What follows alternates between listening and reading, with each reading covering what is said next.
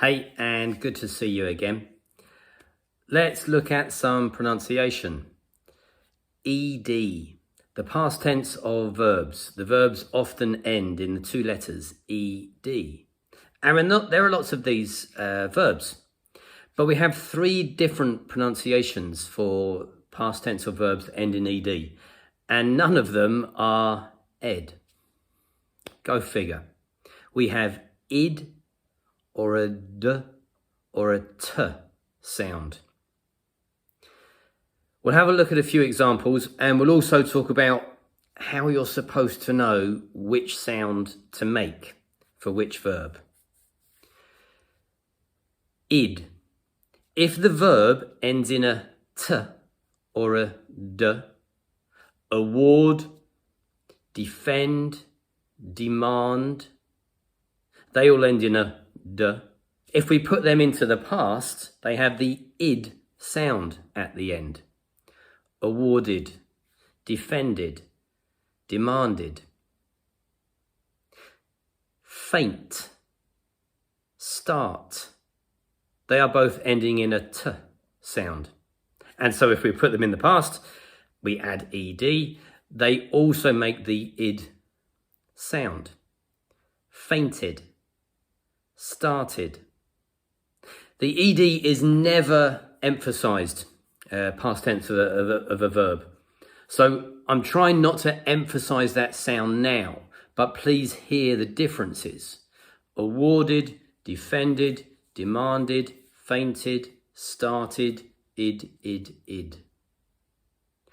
And then we have t sound at the end of verbs, past tense of verbs, and a d sound, past tense of verbs.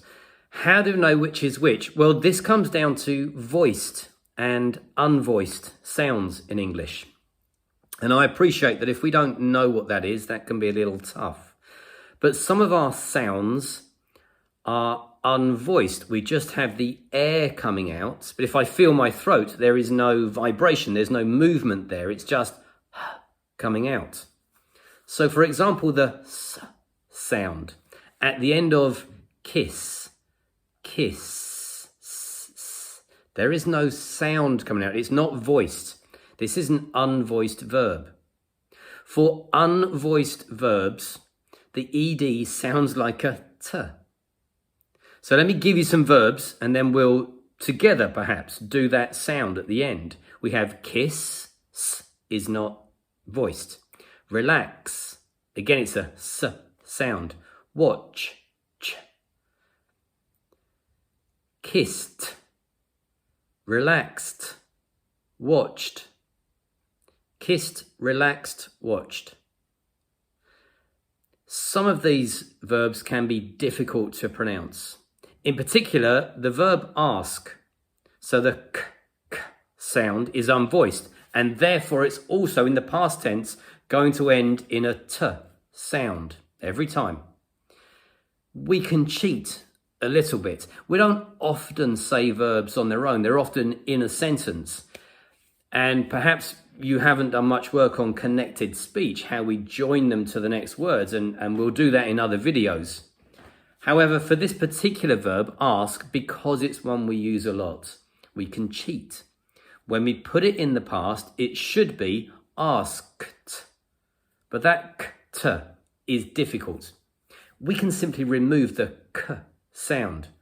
Asked. I asked her out and she said get lost. Rude. D sound. So if the verbs end in a voiced sound, then we add the sound d for the past tense. Play, played. Love, v is voiced, loved. Clean, n is voiced, cleaned. Played, loved, cleaned. So we have three sounds.